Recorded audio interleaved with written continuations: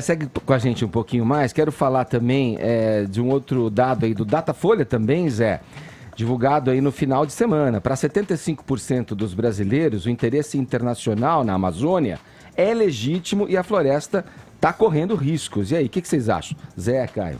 Eu acho que isso é uma guerra de informações, né? Uma guerra econômica que se baseou em guerra de informações. A informação hoje é fundamental em todos os sentidos e em todos os setores. Na economia, muito mais. A informação é tudo. Veja bem que falas, e foi só falas, né, acabaram interferindo no mercado, né? No mercado brasileiro de couro, no mercado brasileiro de chocolate, que está sendo reavaliado, enfim, vários setores. E houve, sim, uma definição do governo de defesa, né, aberta da imagem e sem aquelas defesas tradicionais do deixa disso, do mais ou menos.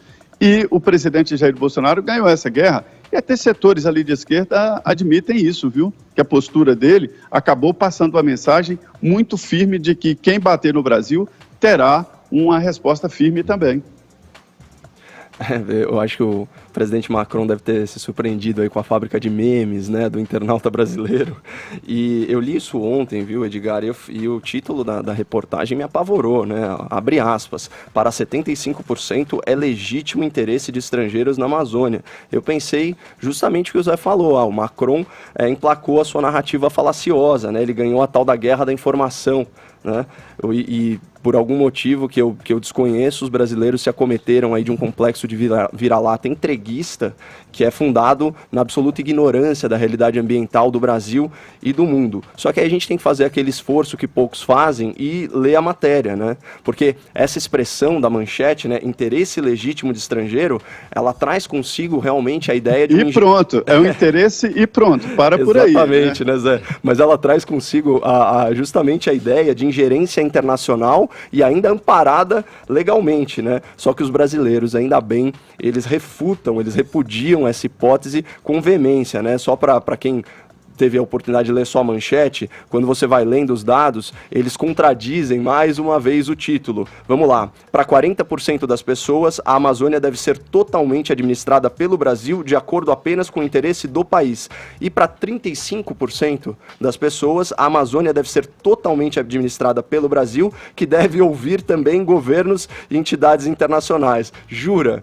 Né? Só que aí existe até uma confusão, né? A Folha de São Paulo fala que a primeira postura é a postura do governo, quando na verdade isso não se verifica na prática. O governo, ele não abre mão da sua soberania, o que não quer dizer que ele não vá ouvir as boas práticas e o que outros países tendem a agregar. Mas o que fica é que, para 75% dos brasileiros, então ampla maioria, segundo o Datafolha, o mais importante é a defesa da soberania nacional, e no máximo eles aceitam ouvir a opinião de outros países, como é de fato a postura do governo brasileiro. O que assusta mesmo, certo? É outro dado dessa pesquisa. 22% dos entrevistados acreditam que a Amazônia deve ser administrada por um conjunto de países e entidades internacionais. Isso é tão antipatriota que essa deveria ser a manchete. 1/5 das pessoas querem entregar a Amazônia para órgãos internacionais. No mais, né, não se preocupem aí com a manchete escolhida, porque está dentro do padrão de imprecisão do jornalismo da Folha.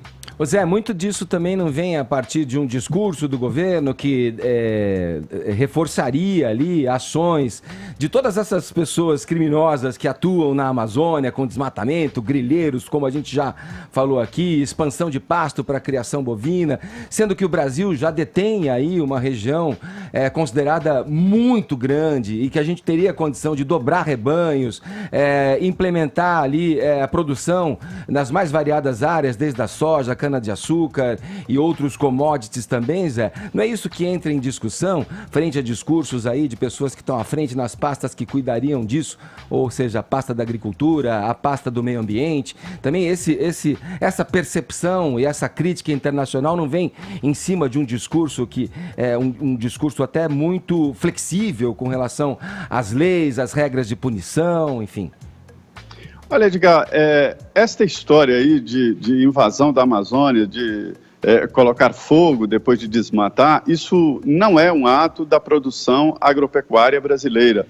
isso é um ato de especulação imobiliária.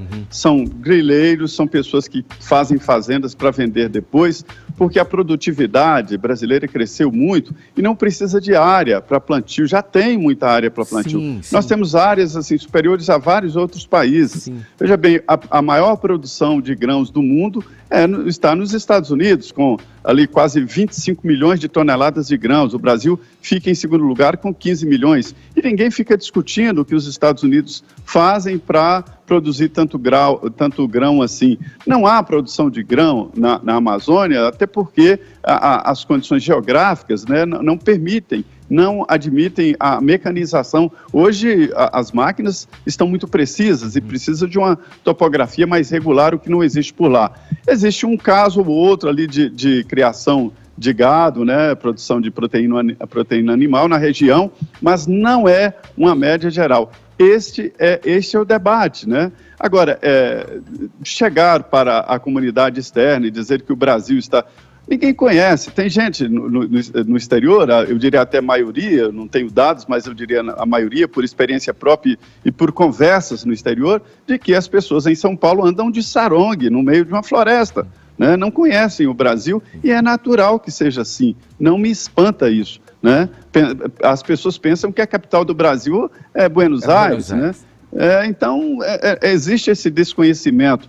E esses presidentes, como o Macron, se aproveitam desta ignorância de parte da comunidade europeia para defender os seus agricultores. E ele está no discurso dele, defender os agricultores. A novidade é que o Brasil está respondendo à altura. E parece que é o debate que foi entendido por alguns e por isso que o Brasil ganhou essa discussão pública, né? Valeu, Zé. Obrigado pelo papo, pelas informações. Bom trabalho aí em Brasília. Muito bem, bom dia.